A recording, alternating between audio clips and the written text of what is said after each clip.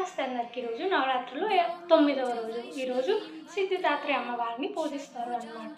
9వ రోజు సిద్ధిదాత్రి అమ్మవారిని ఎందుకు పూజిస్తారు, సిద్ధిదాత్రి అమ్మవారి కథ ఏంటి అని ఈ షార్ట్ వీడియోలో తెలుసుకుందాం. సిద్ధిదాత్రి అంటే సిద్ధులను ఇచ్చేదేవి, అంటే వరములను ఇచ్చేదేవి అని చెప్తారు.